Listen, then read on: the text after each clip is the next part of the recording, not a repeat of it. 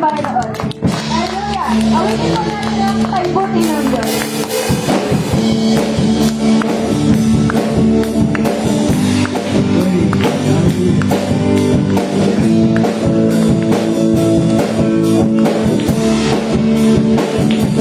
Paibuti ng Diyos, paibuti ng Diyos sa amin. Paibuti ng Diyos, paibuti ng Diyos sa iyo. Paibuti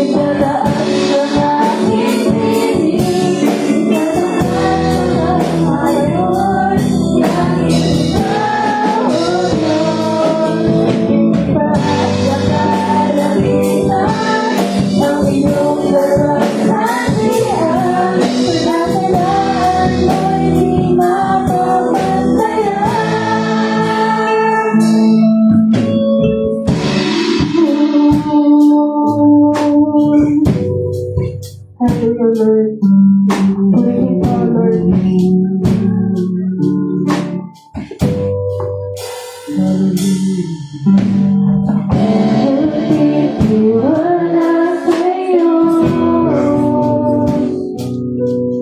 Kalakasan ko'y nanggagaling sa'yo. Ako'y nagtitiwala sa'yo. Salita mo ang tanging sandigan ko. Ako'y nagtitiwala. Ako'y nagtitiwala.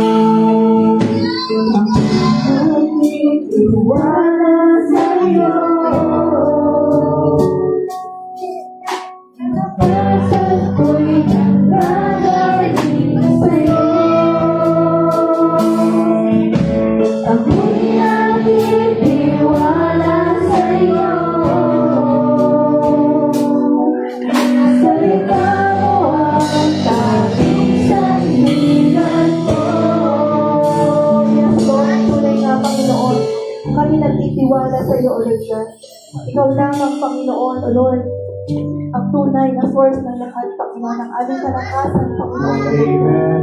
Salamat, Lord God, sa maraming pagpapala na patuloy na pinaparanas mo sa bawat isa sa amin. Hallelujah. Salamat, Lord, sa dakilang presensya mo, Lord, sa umagang ito na aming naranasan, Lord, na sa aming pag-aawitan, Panginoon.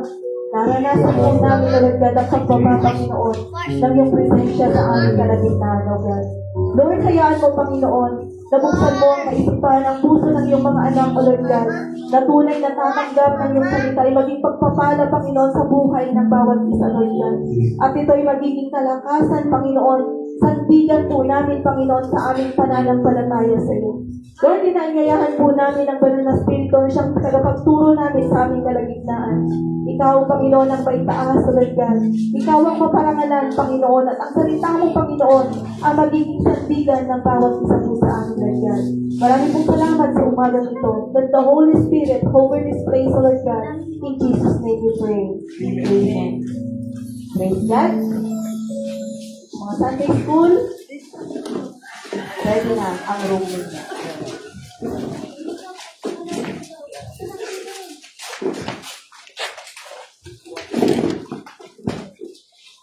Yan, good morning po sa ating lahat.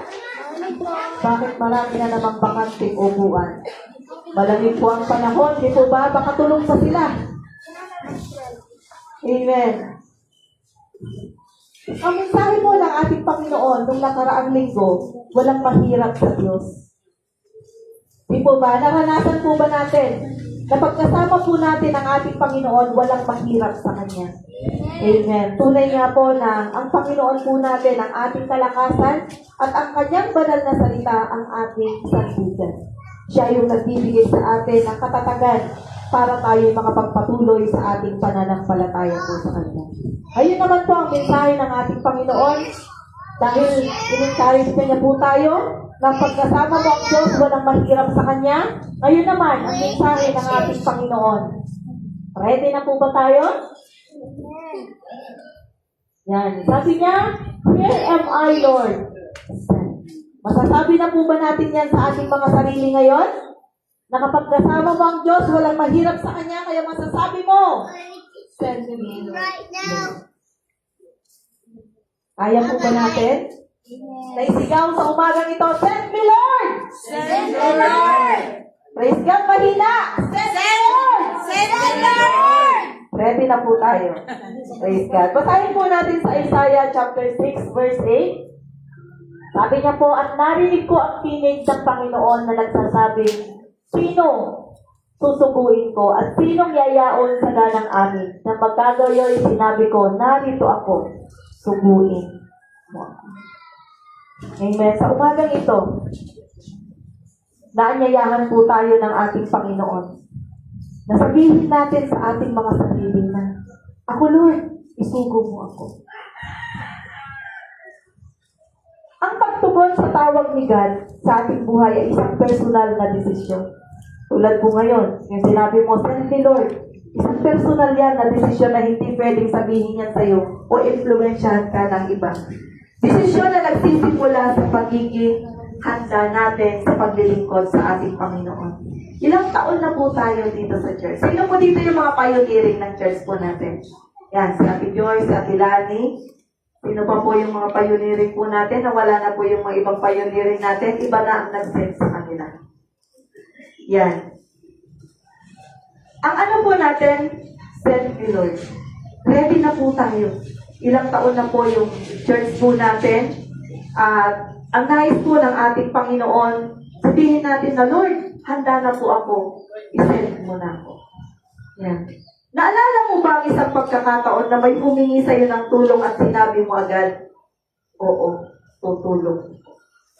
Ang gawain po natin ngayon ay humihingi po ng tulong sa bawat isa sa atin. Kinukumbit po tayo ngayon ng ating Panginoon na hindi lamang po ito kaya ng iisa lang.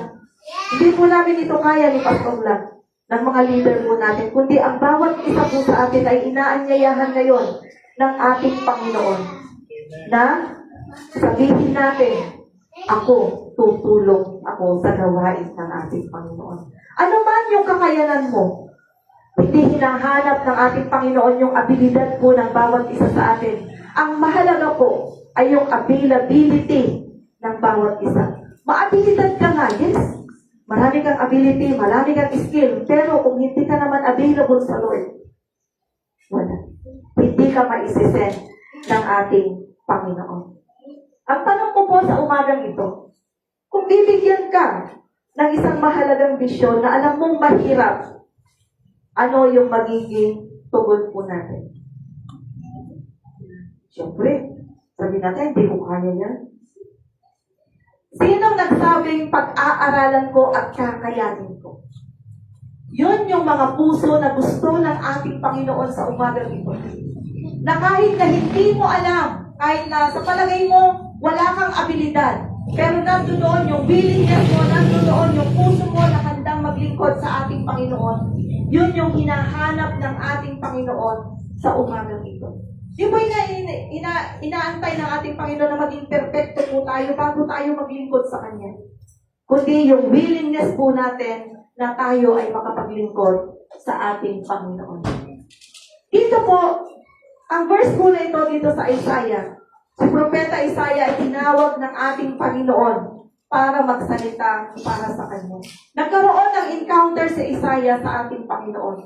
Kaya naman, sabi niya, ang kanyang sagot ay isang simpleng pahayag na may malalim na kahulugan. Here am I, send me Lord. Hindi po ito isang ordinaryong sagot kasi di ba mahirap magsabi na yes kung hindi naman ito buo sa puso mo. Kaya kailangan sa buhay po natin, pag sinabi natin yes, nandoon yung availability po natin. Magbibigay tayo ng oras at panahon para sa ating Panginoon. Kaya Isaiah, ang pagtugon sa misyon ni God, paano tayo magiging handa? Yung pagtugon po natin ay, ito po yung magbubukas muli ng panibagong pintuan ng ating mga buhay na papasok tayo sa isang misyon ng ating Panginoon.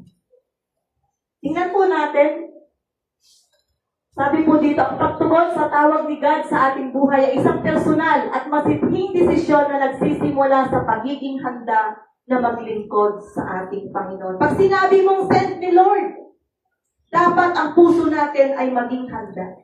Maraming kapamaraanan ng ating Panginoon na inihahanda tayo. Minsan, ini-ignore lang po natin. Di po ba? Pero tinatawag na tayo ng ating Panginoon, inihahanda na niya tayo. Pero, ang tanong, handa po ba tayo maglingkod sa ating Panginoon? Yung mga iba sabi nila, hindi okay na ako sa Sunday, attender lang. Dentist. Pagsisimba ng linggo, uuwi ng bahay. Pagsisimba, uuwi ng bahay. Alam niyo po, sabi ko nga po nung nakarang mensahe po natin, pribilehyo at maglingkod sa ating Panginoon. Napakasarap po, napakasaya.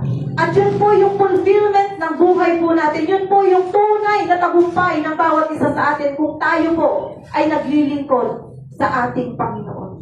Sa araw-araw po nating buhay, kaya po natin gawin yan. Na hindi lamang po dito sa church, pero mas importante po talaga na tayo ay kabilang sa naglilingkod sa ating church. Yung araw-araw po na buhay po natin, yung ginagawa po natin na paglilingkod sa ating Panginoon, kung yung ginagawa mo ay kaaya-aya, mapapangiti mo ang Lord, naglilingkod ka sa ating Panginoon. Simple lang yung kaya kong gawin, magwalis lang, mag-arrange lang ng mga upuan, magluto. Napakalaki na po pagpapala po nun sa gawain ng ating Panginoon. Kasi sabi ko nga po, pag-prinsin nyo na ako, huwag nyo lang akong palutuin. Kasi may kanya-kanya po tayong abilidad. May isang kapagiran po tayo na sabi niya, pagbigay na lang ako ng pinansyal, huwag lang akong magluto. Kaya iba-iba.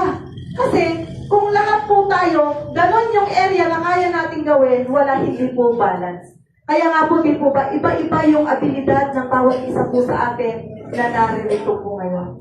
Na kung pagsama-samahin po natin yan, magiging sweet aroma po yan sa ating Panginoon. Mga nanay, di po ba yung mga nagluluto? Hindi lang naman asin ang inilalagay mo. Hindi lang isang gulay ang isinasahog mo. Makita mo pag nagluto po tayo para maging masarap ito, iba-iba yung sangkap na inilalagay po natin. Iba-iba yung mga gulay na nilalagay po natin at nagbi-blend po sila. Di po ba? Ang kalalabasan nun, masarap na ulam. Amen. Sino po dito yung nagkakape? Yan. Pag nagkakape po tayo, minsan 3 sangkap. Coffee, sugar, and creamer. Anong gagawin mo pag purong kape lang? Yan ay tinatawag na black coffee. Sobrang pait, di po ba? Yan yung kape din na pastor. Black coffee. Yung mga iba naman, naglalagay ng konting asukal. Depende yun sa panlasa po nila. Pero, alam niyo po, pag pinagsama-sama po yun, ano yung kinakalabasan? Masarap na kape. Kaya bawat isa po sa atin dito, may kanya-kanya po tayong maaaring ikaw ay kape. Na pagka isinama mo sa asukal, magbi-blend na maganda, hindi na malalasahan yung kape, kundi mix na po sila. Mas maganda pa pag may creamer. Ibig sabihin, pag pinagsama-sama po natin, yung skill po natin, yung talent po natin sa gawain ng ating Panginoon. Di mo masasabi, kape lang ako eh. Pero kailangan ka ng sugar at ng cream. Amen. Naintindihan po natin yan, yung ano po ng ating Panginoon. Kaya bawat isa po sa atin, kaya kung ano man, eto lang yung kaya kong gawin, at willing ka, available ka. Amen. Mahalagang bahagi ka sa gawain ng ating Panginoon. Yun, paano natin mapapalakas ang ating pagnanais na maglingkod sa misyon ni God at maging handa sa anumang pagpapadala niya? Yan. Sabi po dito, the call of God. Sabi niya sa Isaiah, the call of God, tingnan po natin yan. Yan, very famous po yan, di po ba?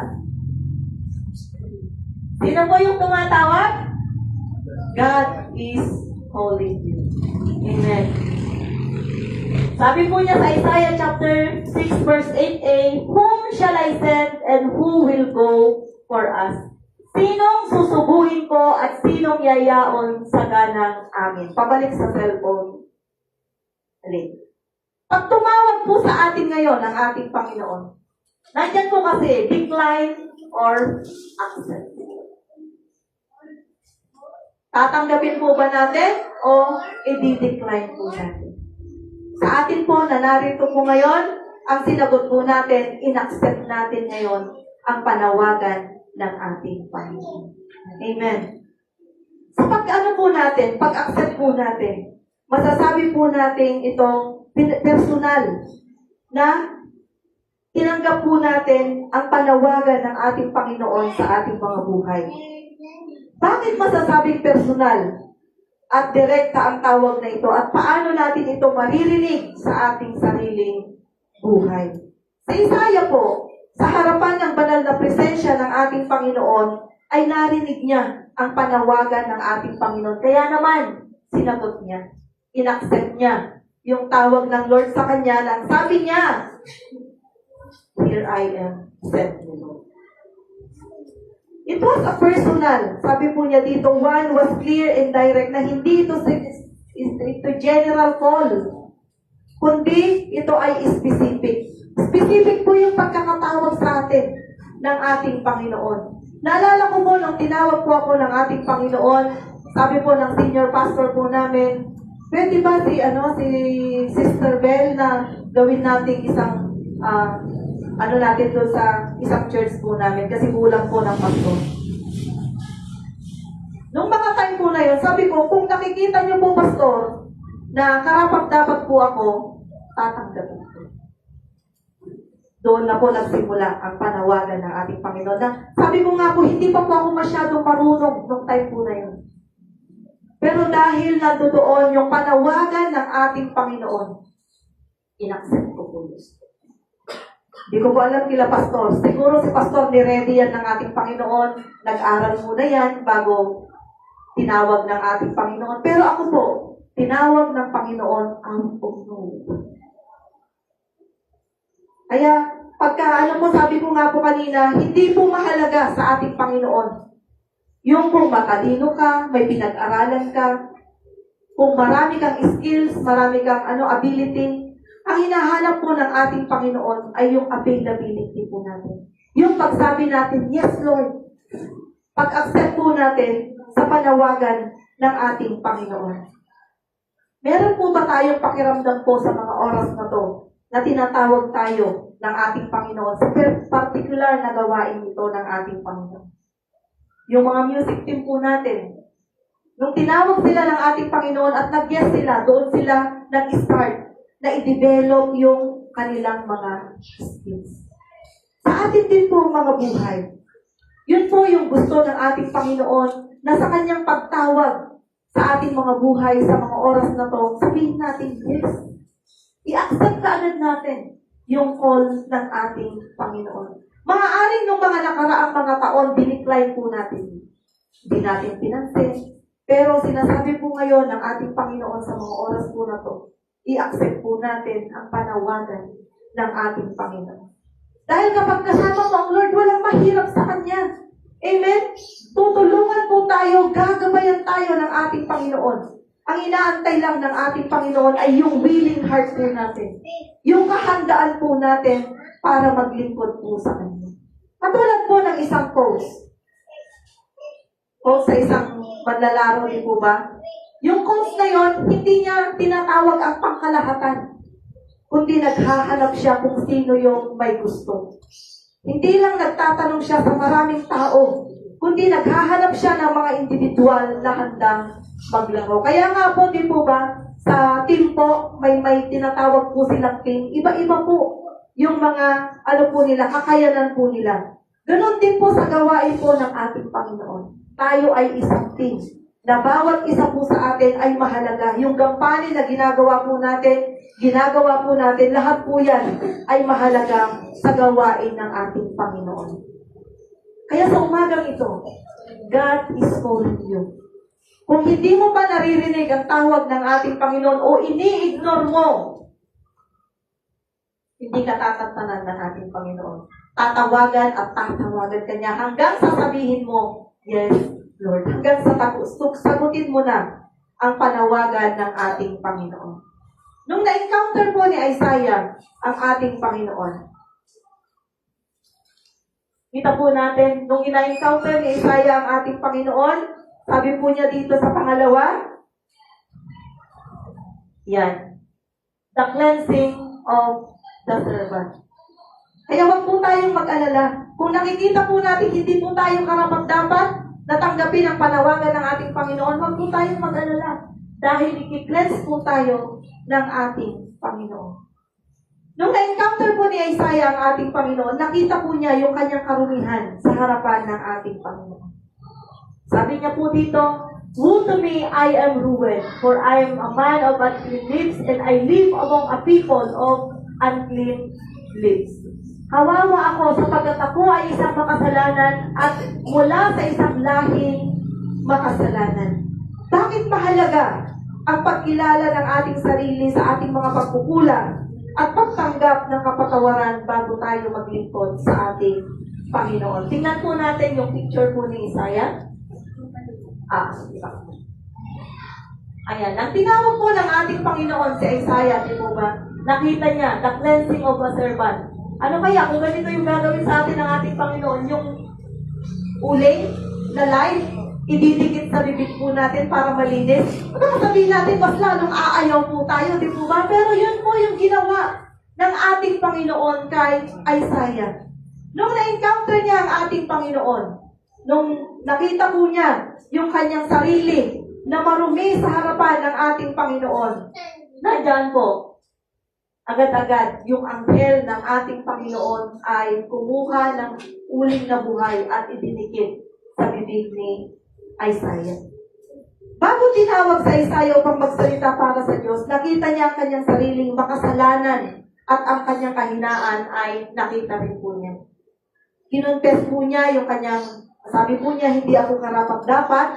Kaya naman, sabi po dito, and only then the seraphim purify him by touching his lips with a live coal. Yan po yun. Ganon po nilinis ng ating Panginoon si Isaiah bago siya gamitin ng ating Panginoon. Tayo po, paano tayo lilinisin ng ating Panginoon?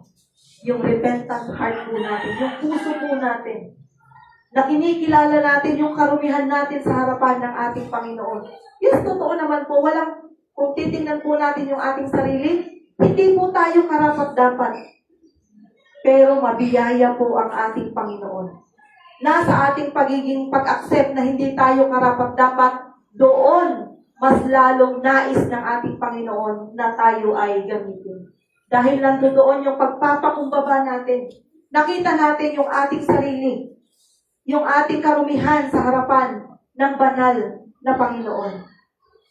At sa buhay po natin, bago tayo mag-go out at magamit ng ating Panginoon, nandoon na kailangan natin ng personal na encounter sa ating Panginoon. Doon lamang tayo masasabi natin, Lord, nandito po. Pag naranasan po natin yung pagpapatawad ng ating Panginoon, naranasan po natin yung paglilinis ng ating Panginoon, sino po ba tayo sa harapan ng ating Panginoon? Tayo po ay maruming basahan sa harapan ng ating Panginoon. Pero, pag binigay natin ang ating buhay sa Kanya, katulad po tayo ng white as snow. Sabi po niya, gagawin niya tayong malinis sa Kanyang harapan. Tulad po ng isang mag-aaral. Habang nag-aaral pa, may mga pangarap po ang bawat isa, di po ba?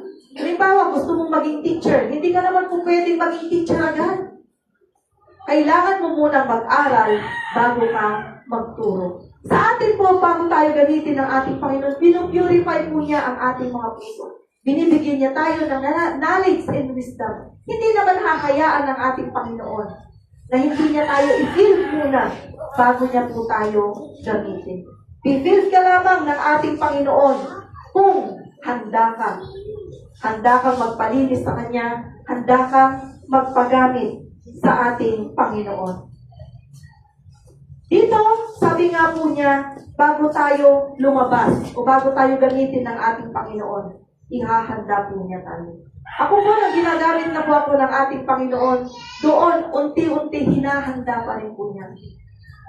Doon na nagsimula na magkakaroon ka na ng strong desire na mas lalong maunawaan mo, mas lalong maintindihan mo kung ano yung nais ng Panginoon sa buhay mo. Maaari pong sa mga oras na ito, may mga binibigay na po ang Panginoon na burden sa ating mga puso. May pinapakita na ang ating Panginoon na gagawin mo sa Kanyang gawain. At ano po yung gagawin po natin? Manalangin po tayo. Lord, ready naman po ako. Ihanda mo po ang puso ko kung saan mo ako gagamitin sa iyong gawain. Alam niyo, pag tayo po ay nag-umpisang maglingkod sa ating Panginoon, marami po tayo mga mararanasan. Pero sabi ko nga po, pribilehyo ang maglingkod sa ating Panginoon. Mamanghain tayo ng ating Panginoon.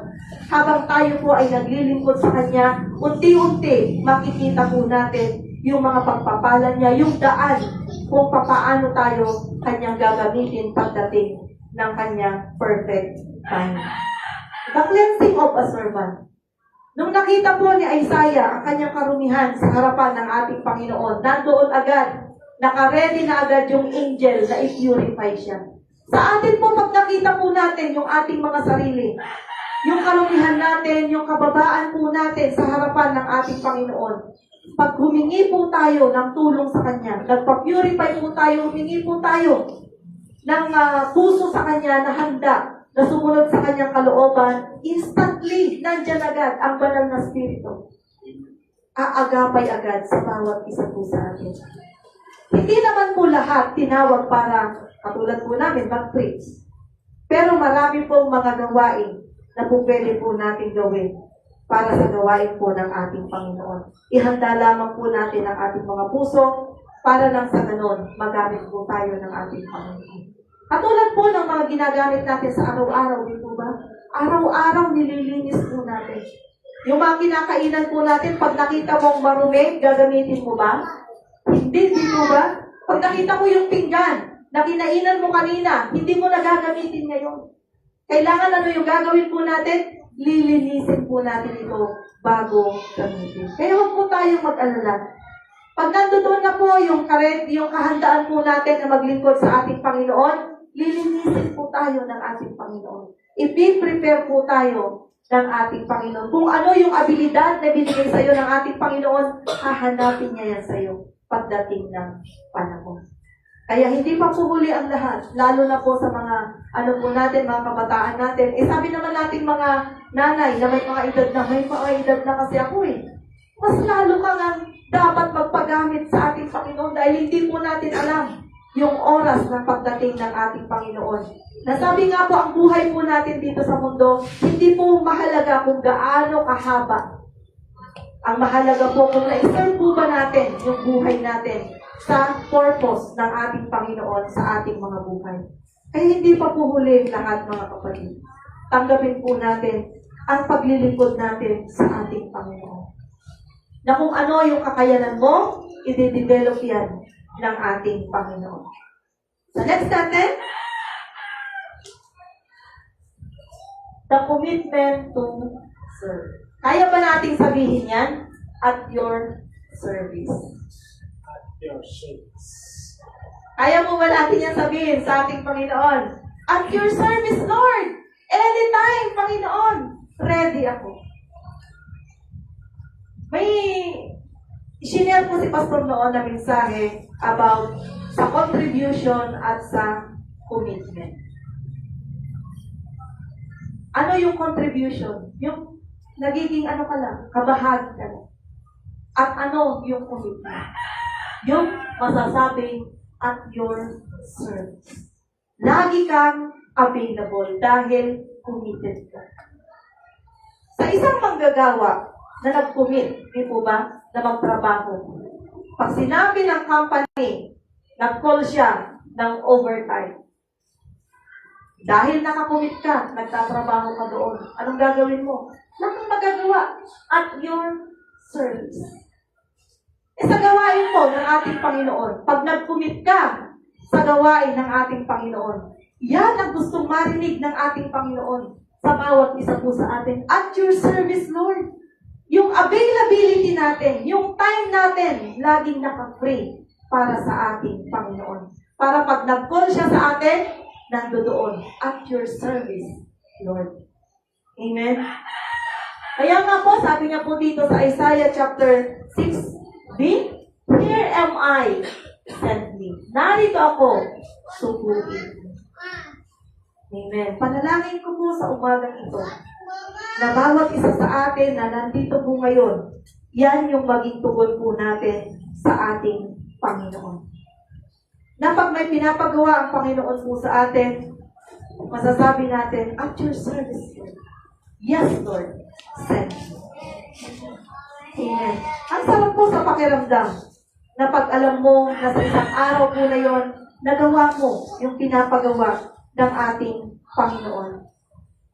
Na nandoon yung kagalakan mo, yun po yung instant na ng ating Panginoon, instant reward ng ating Panginoon. Na pag alam mo na nagampanan mo yung tungkulin mo po sa Kanya, nandun ka agad yung kagalakan na nilalagay niya sa ating mga puso. Katulad po ngayon, alam niyo po, Sunday, yes, Lord, pupunta po ako, Panginoon. At any cost, Lord, at your service always. Di po ba? Masarap pong maglingkod sa ating Panginoon. Nasabi nga po, matapos malinis ni God sa Isaiah, narinig niya ang tawag ng ating Panginoon, ang kanyang tugon agad ay, send me, Lord. This heart of service. Nasabi nga po doon, at your service, Lord, na laging available po yung mga oras po natin para sa ating Panginoon. A commitment na hindi natin kailangang maghantay pa ng perfect condition, ng perfect time, kundi ang willing heart na ready to go, na ililid ng ating Panginoon. Yung pag tayo po ay nagtatras, nananampalataya sa gawain po ng ating Panginoon, sa gawa ng Panginoon, sa plano ng Panginoon sa ating mga buhay, magpo-flow lang po tayo kung saan po tayo dadalhin ng ating Panginoon. But I do it.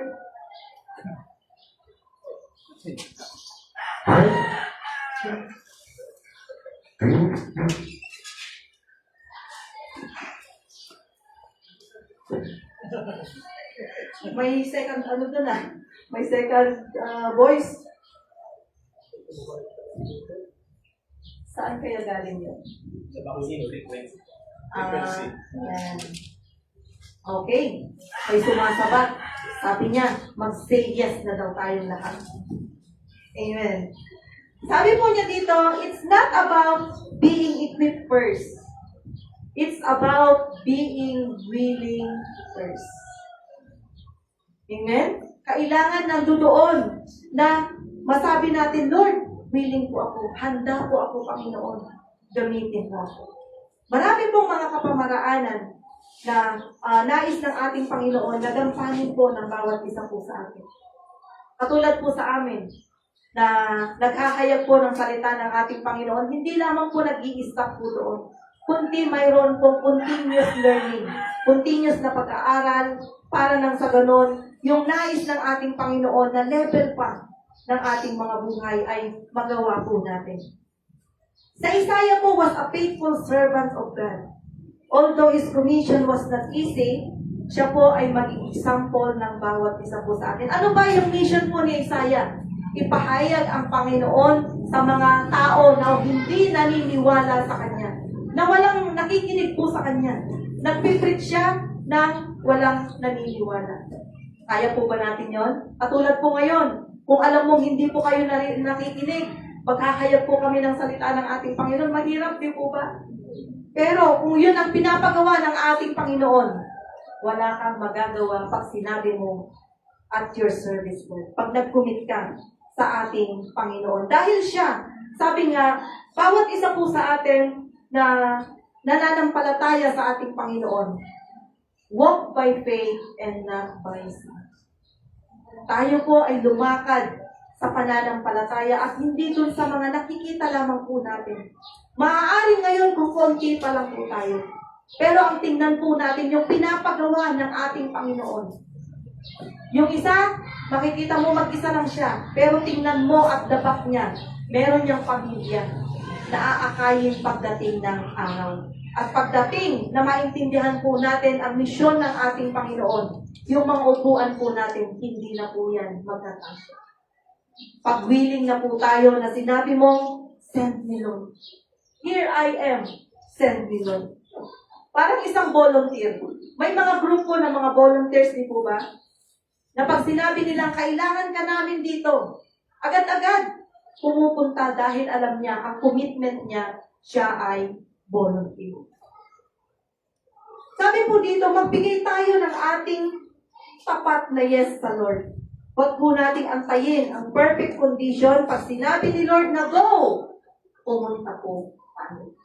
May naririnig na po ba tayong boses ng ating Panginoon? Alam niyo, sa ating pakikipag-ugnayan sa Lord, sa pananalangin po natin sa ating Panginoon, sa pakikinig po niya, pakikinig po natin ng kanyang salita, may revelation ang Panginoon na inilalagay sa ating mga puso. At yun po ay pakinggan po natin. Sa mga kabataan, ano ba yung mission nyo ngayon? Bilang mga estudyante, syempre ang aakayin ninyo yung mga kapwa nyo estudyante. Sa mga nanay, sa mga tatay. Di po ba? Yun po yung mission field po natin. Yung family po natin ang number 1 na mission field ng bawat isa po sa atin. Na masasabi po natin sa kanila na sinisend tayo ng ating Panginoon para sa kanila. Alam niyo po yung heartbeat ng ating Panginoon ay yung isang kaluluwa na nanumbalik po sa kanya. Yung isang kaluluwa na tanggapin siya sa kanyang buhay bilang Panginoon at dakilang tagapagligtas. At yun po yung mission po ng bawat isa po sa atin. Yung dalhin po sila sa paanan ng ating Panginoon bilang regalo po sa kanya. Malapit na po ang December. 5 months na lang po. Kaya alam nyo, ang pinaka-the best na regalo natin sa ating Panginoon, kaya nga po dito po sa series po natin, di po ba? 1, bring 1. May mga nadala na po ba tayo? O yung nadala natin, nadala na sila? Kasi marami na naman pong bakanting upuan. Yan, pupunta na po tayo sa ating conclusion.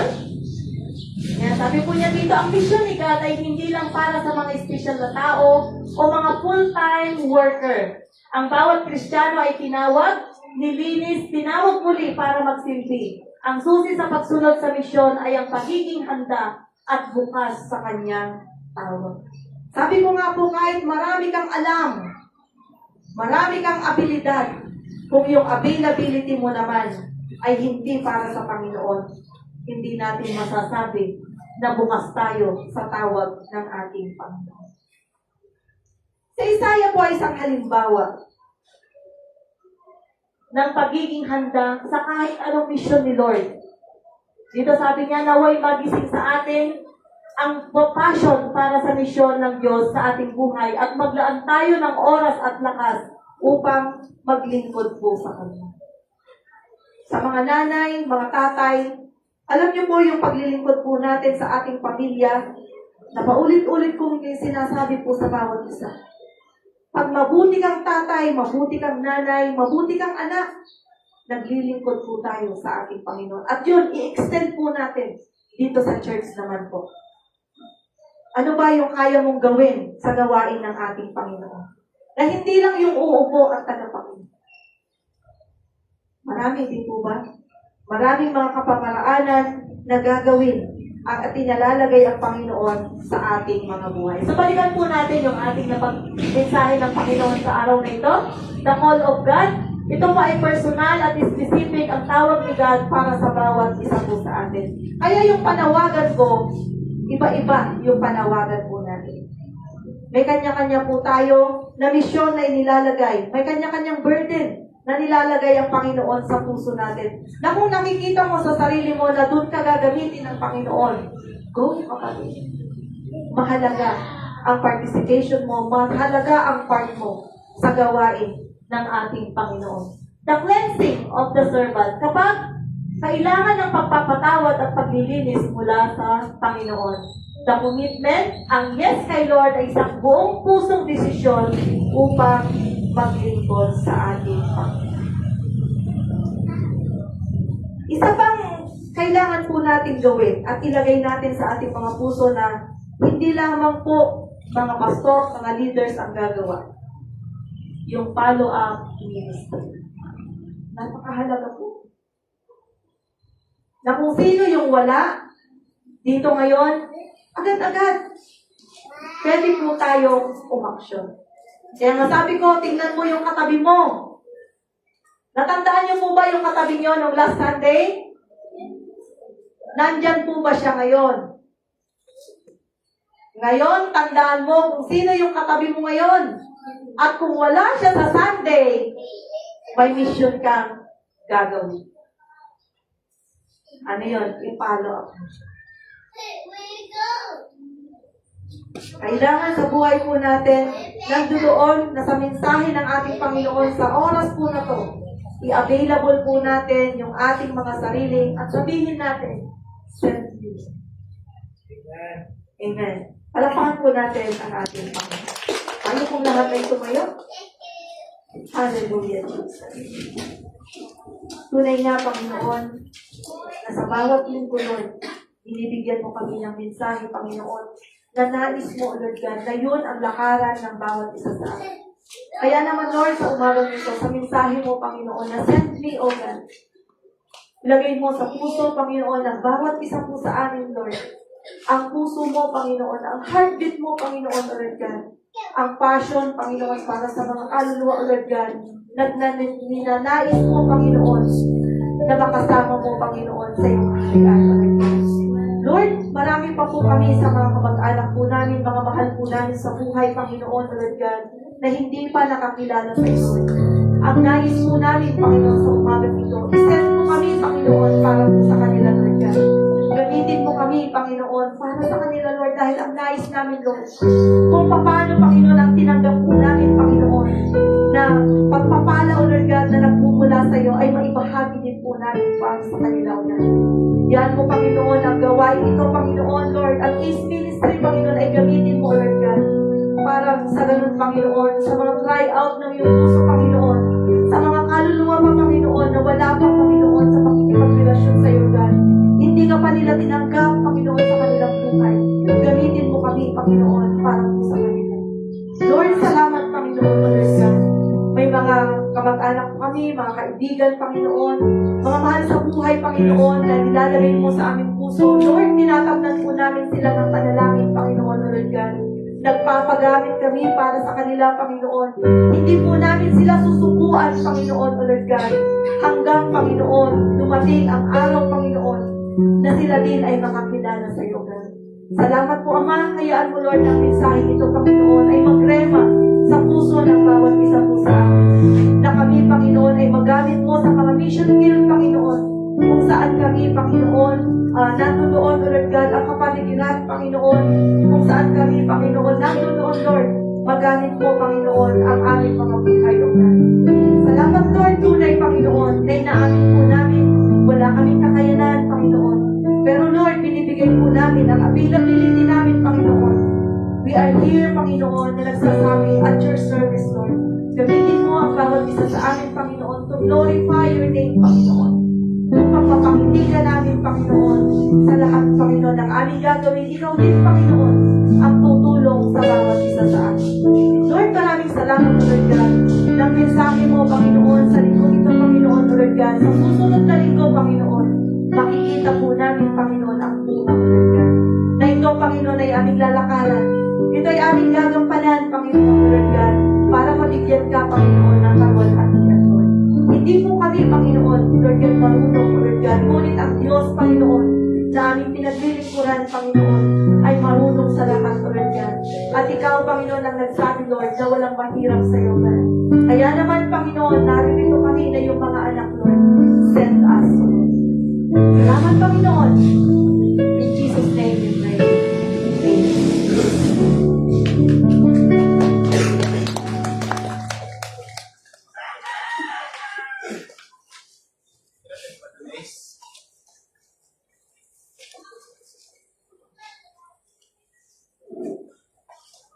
Amen. Sige po, makakapo po muna tayo. Ang ganda po ng mensahe ng Diyos. Sabi po niya, send me with my death. Ito po ay isang pagtugon, hindi po sa panawagan ng church, kundi panawagan ng Diyos. Tandaan niyo po ang gawain, ang ginagawa po natin, ay hindi po para sa atin. Ito po ay para sa Diyos. So ang pagtugon mo, kanino ka umuo, kanino ka umihindi. Kanino ka sumusunod? Dapat sa Diyos. Nakita ng Diyos, nalungkot siya, ang dami ng alihin. Ang dami ang gawain. Pero nung kausapin niya si God, ang tanong ng ating Panginoon, sino ang susuguin ko? Katulad din po natin si Isaiah. Nung panahon na nagsasalita ang Diyos, na sino ang susuguin ko, nandun kausap niya si Isaiah. Diba? Bakit hindi mo sinabi, Isaiah, ikaw na lang ang dadalhin ko. Ikaw na lang ipapadala ko. Ikaw na lang susuguin ko. Pero ano sinabi ng ating Panginoon? Sino ang aking susuguin? Nagtatanong sa kay Isaiah? Narinig niyo po ako? Amen. Imagine niyo na lang po. Malaki dito po sa lugar natin. Marami po ang anihin. Tapos naririnig ninyo sa pagsasalita ng Diyos. Sino ang aking susuguin? Anong tutugon ninyo? Lord, narito ako. Sasabihin mo ba yun? Amen. Ikaw ba ay magpipresenta? Actually, nung narinig yun na Isaiah, sabi niya, Lord, here I am. Send me. Ako na lang, Lord. Padala mo ako. Nagkusa. Hindi na lang hinintay na sabihin ni Lord, ikaw na. Pero pagtupad yan, sigurado nandito ako kahit di ka pa sinabihan, pupunta. Ito nakakalungkot ano. Ito po yung paminisan, nag-uusap po kami ni Pastoran. Andyan na yung tupad. Andyan na yung malasakit. Andyan na po yung, ano pa? Yung iba? Andyan na po yung single mom. Andyan na po yung senior citizen. Lahat po yan. Hindi po masama. Ang kulang na lang tamad. Meron ng tupad. Meron ng tamad. Dapat yung mga tao na dapat mabigyan kasi hindi sila ayaw nila magtrabaho. Dapat meron din. Yung mga tamad. Tamad. Kasi meron ng tupad. Pero ito pong marami. Ito po ang katotohanan. Pagdating po sa Kristiyano, maraming tamad.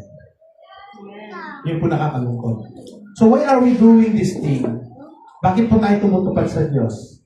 Kahapon po, nag-testimony po, nag-exhort po ako doon sa aming meeting, doon sa Arise Shine. So, I stand there for almost 10 minutes lang po ata. Nag-exhort po ako. Ako po yung exhort po. Ang sinabi ko po doon, ang aking pong isinare, ay patungkol po doon sa ating commitment kay Lord, yung ating obligasyon sa Diyos. Sa mga kapastoran, nag-share po ako about tithing. Ang problema po kasi, hindi mo pa sinusubukan, ito po nangyayari. Hindi mo pa sinusubukan, nagre-reklamo ka na. Bakit? We are more of ourselves. Iniisip na natin kung ano yung mawawala sa atin. Iniisip na natin kung ano yung kahinatnan natin. Hindi mo muna iniisip na sumunod ka muna kay Lord. Ano sabi ng Lord? Seek ye first the kingdom of God and His righteousness, and all these things will be added unto you. Pag sinabi mo kasi, pag send me Lord, ako meron pa kasi akong gagawin, may akong kausap na ganito pupuntahan ko doon. Dito mo nasusubukan yung priority natin, yung commitment natin. Sino nga ba talagang priority mo? Si Lord nga ba? O yung sarili mo? Because all of our commitments sa labas, outside God, it is all ourselves. Ito po yung katotohanan. Minsan, tinatamaan tayo, napaparinggan po tayo. Pero ito po talaga yung katotohanan. Kailangan nating malaman. Kasi po, we are in a business of the Lord. Business po ito ni Lord. Yung akayin, yung mga nawawala upang sila ay maligtas at makasama. Ang isa po sa example ko po kahapon, we are not a citizen of this world. Hindi po tayo taga dito. Bisita po tayo. Tumandaan na po tayo. At ang atin pong final destination ay doon sa kaharian ng langit. Kaharian ng Diyos. Kung makakarating tayo. But I believe na kung sino man po ang tumanggap at kumilala at pinangalagahan ang salita ng Diyos, yung mga po tumanggap sa puso, makakarating po sila. Amen? Makakarating po tayo sa langit. Hindi po tayo Kristiyano sa puso. Kristiyano po tayo sa puso. Amen? Ang Kristiyano sa puso, ano man po yung salita na naririnig po natin, tumitimo po sa ating puso at isipan. At kasi ang salita ng Diyos, kung hindi mo ginagawa at naitimo sa iyong isip, ini-inculcate o itinatanim ng Diyos sa puso mo, kapatid, hindi ka mapakaliti, ka makatulog. Kasi once na dumating ang salita ng Diyos sa iyo, magbabago ka. At gagampanan mo kung ano ay nararapat. Hindi mo tatakbo sa sarili mo lang. Kasi alam mo yung business ni Lord, ang business ni Lord ay para sa lahat. Ikaw ay gamitin para sa kalalago ng kanyang gawain at upang makapag-akay ng mga taong naliligaw at madadala mo sila sa paanan ng Diyos. Amen. Sabi ko, meron po kaming may kinaposap ako bagamat ganito. Alam niyo po, yung area na yan, nung bago-bago pa ako, nung pupunta pa ako ng Tarlac, nakita ko na po yung Sacobia. At ngayon, meron po ako kinakausap. Ewan ko po magmamaterialize. God will provide. God will be the one to give an approval na magkakaroon po tayo ng church sa Sacobia. Pero pagkakaupo po ako, pero wala pa. Sabi ko, after 2 months po siguro, let us see. Kung matutuloy, pagkakalog ng Lord, meron. Actually, dalawa po. Meron pa po doon sa Kalangitan, at meron po sa Sacobia. Yung dalawa po na yan. Meron po tayo, of course, sa Makapagalbini. So, ang daming gawain. Kung titignan ko, kasasagasal ng schedule ko, yung commitment na sinasabi kanina, yung commitment versus yung contribution, asan kayo doon? Taga-contribute or committed? Of course, ang hinahanap ng Diyos, yung commitment po ninyo. Kung contribution lang po ang hinahanap ng Diyos, hindi po tayo magiging faithful. Bakit? Kung minsan di man natin magagawa. Kahit kami mga pastor, kung minsan yung contribution di namin magagawa. Yung contribute namin sa sarili namin na full na gano'n sa mga ibang gawain, hindi rin po kumapalpak po kami. Nagkukulang. Pero sabi nga kanina, ang bawat isa dito ay nagkakaisa, parang isang kape, merong asukar, merong kape, mayroong tubig, mayroong gatas. Once na pinaghalo-halo, nag-blend po yan. Buo. Tama? Ganyan po. Ganyan din po ang church natin. Hindi man po tayo pare-parehas ng ugali. Hindi man po tayo pare-parehas ng gusto. Pero pag titignan po natin ang Diyos at nagsama-sama tayo, lalago ang ating gawain. Amen? So sa mga anak ng Diyos, na hindi sarado ang tenga at may pakiramdam, sabi ng Diyos, sino po ang aking ipapadala? Ano pitutugon nyo? Here am I, send me Lord. Diba? Send me Lord, ako na lang Lord, ako na lang padala mo. Pero sabi niya, hindi po ako malinis, kulang. Makasalanan po ako. Alam niyo po, maging ang Diyos, hindi po nang husga, lilinisin kita. Kaya po naglagay siya yung apoy po na yun, inilagay sa labi po ni Isaiah, it is a way to purify. Sabi niyo nga po, purify. Purify. Paglilinis sa pagkatao, paglilinis sa kasalanan ni Isaiah. Ngayon po, sino po ang makasalanan dito? Pakitaas ang kamay. Yan. O, diba? Kung ako si pastor, kung ako si leader, sasabihin ko, hindi ka pwede, makasalanan ka. Hindi mo pa tinutuwid yung sarili mo. Hello? Pero ang Diyos, ano sabi niya? Ako na bala, lilinisin kita. Ganun po yung ginawa niya kay Isaiah. So everybody here, kung sabihin mo lang kay Lord, narito ako, Diyos, ipadala mo ako, lilinisin ka ng ating Panginoon at gagawin ka niyang karapat-dapat. Sa mata ng Diyos, karapat-dapat ka. Ikaw man ay i-reject ng tao, but then, the Lord, kung ikaw po ay tunay na tatanggap, tunay na magbabago, tunay na magkukumit sa Diyos, with God, all things are possible. Amen? Palakpakan po natin ang ating Panginoon. Praise God. Tayo ng lahat ay tumayo. Ngayon po, part of our commitment is to enlarge the tent of the Lord. Palaguin, palakasin ang gawain ng ating Panginoon. Isa po dito ang ating pagtatapat sa Diyos.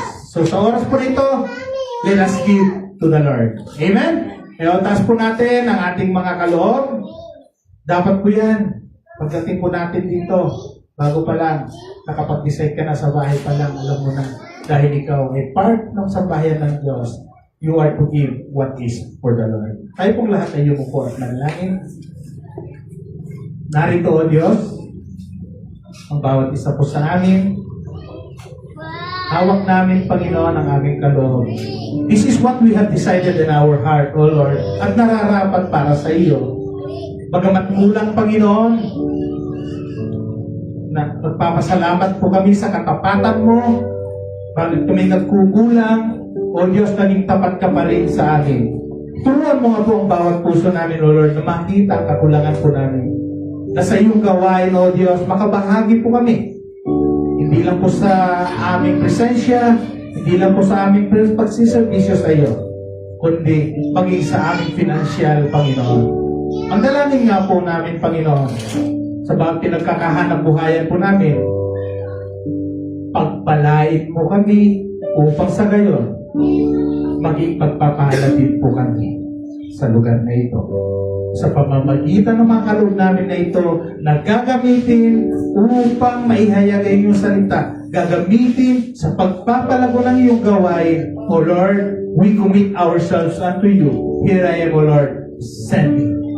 Here we are, O Lord, send us. Narito ang iyong mga anak, Panginoon.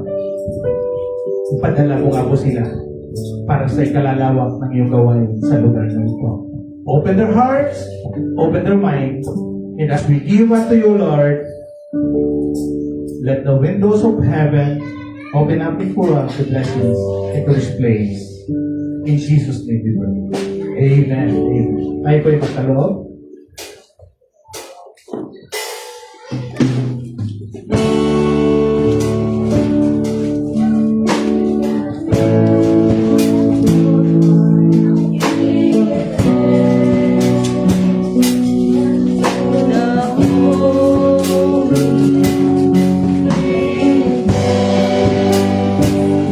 Because He's given Jesus.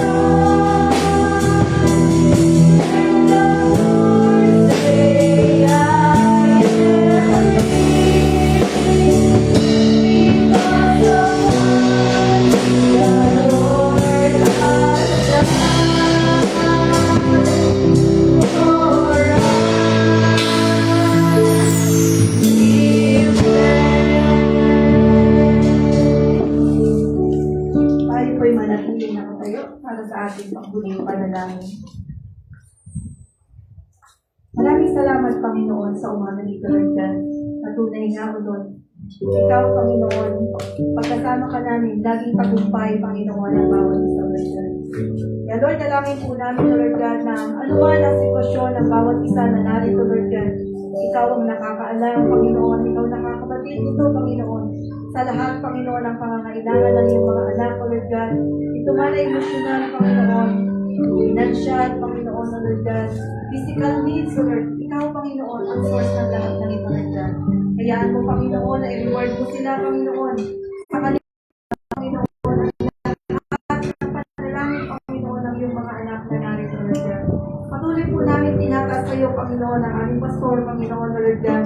Ang complete healing, Panginoon, para po sa kanya, O Lord God. At hayaan mo, Lord, na maraming pintuan, Panginoon, na pagpapala, O Lord God. Ang bubuksan mo, Panginoon, para sa kanya at sa kanyang pamilya, Lord.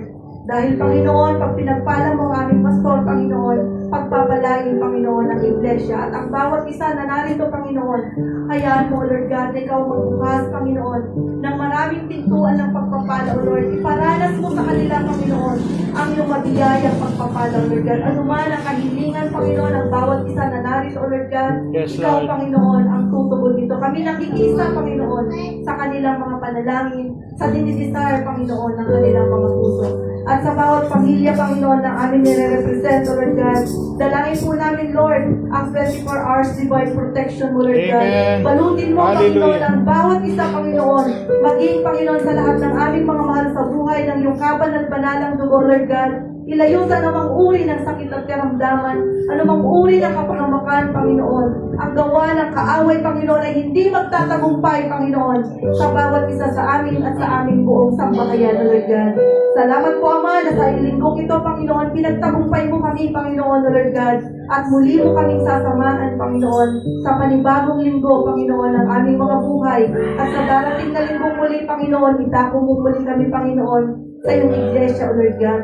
At dalangin din po namin, Panginoon, inaalala po namin ang aming mga kasamahan, Panginoon, na hindi po nakadalo, Panginoon, sa gawain po ngayon, Lord God. Ano man ang mga sitwasyon po nila, Panginoon, Lord God, ano man ang mga pinakaharap po nila, dalangin po namin, Panginoon, ikaw, Panginoon, ang humawak sa kanilang buhay. At sa susunod, Panginoon, na gawain po namin, makita po namin sila, Panginoon, na tunay, Panginoon, Lord God, na ikaw ang nag-convict, Panginoon, sa kanila. Paalala mo sa kanila, Panginoon, kung gaano mo sila kamahal, O Lord God, kung paano, Panginoon, na napapasaya ka, Panginoon, sa bawat tagumpay, Panginoon, na ginagawa nila pagdating, Panginoon, ng iyong araw, Panginoon, O Lord God. Salamat po, Ama, sa isang linggong muli, Panginoon, kami magtatagumpay, O Lord God. Taas po natin ang ating mga kamay sa ating Panginoon, sa kapangyarihan ng Diyos Ama, pag-ibig ng Diyos Anak, at sa pakikitisan ng banal na Espiritu.